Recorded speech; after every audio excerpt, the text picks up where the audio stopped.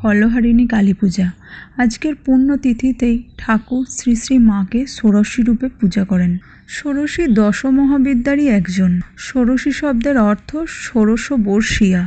ষোড়শী পূজার যে বৈশিষ্ট্য আমাদের দৃষ্টি আকর্ষণ করে তা হলো ওই পূজা সাক্ষাৎ ভগবতীর পূজা।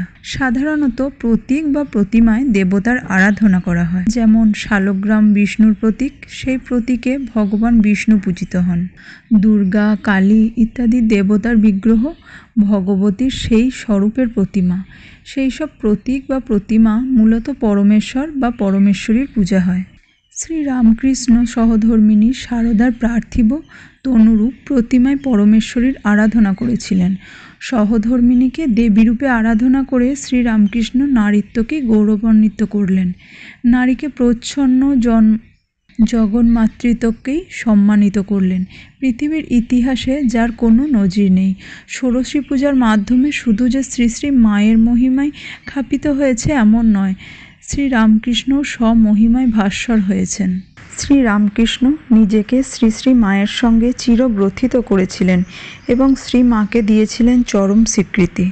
যে মূর্তিমূর্তি বিদ্যারূপিণী শ্রী শ্রী মায়ের মানবী দেহালম্বনে শ্রী রামকৃষ্ণ এই পূজা করলেন, সেই পূজা শ্রী শ্রী মায়ের সম্পর্কে কি ঘোষণা করলেন এ প্রশ্ন স্বভাবতই জাগে।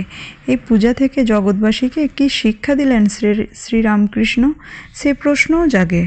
এই অভূতপূর্ব পূজা আমাদের এ কথা শেখায় যে নারীকে ব্যক্তি জীবনে, পারিবারিক জীবনে, সমাজ জীবনে অর্থাৎ জীবনের প্রতিটি ক্ষেত্রে তাদের প্রাপ্য মর্যাদার আসন দিতে হবে।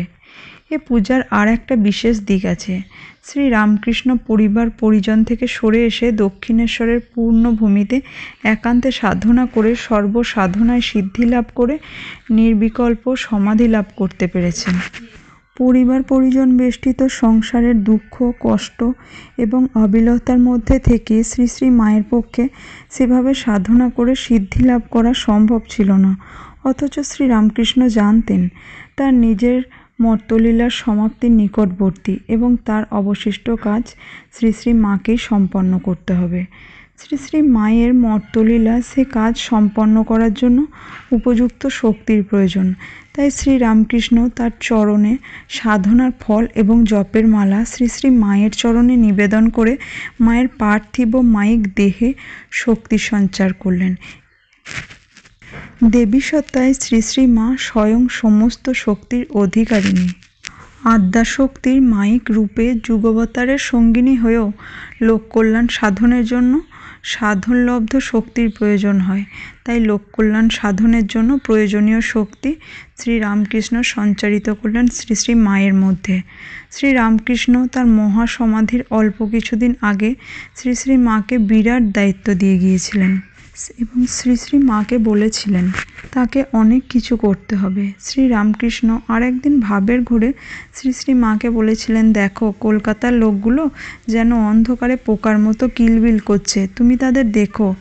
শ্রী রামকৃষ্ণ তার নিজের অঙ্গ দেখিয়ে শ্রী শ্রী মাকে বলেছিলেন, এ আর কি করেছে, তোমাকে এর অনেক বেশি করতে হবে।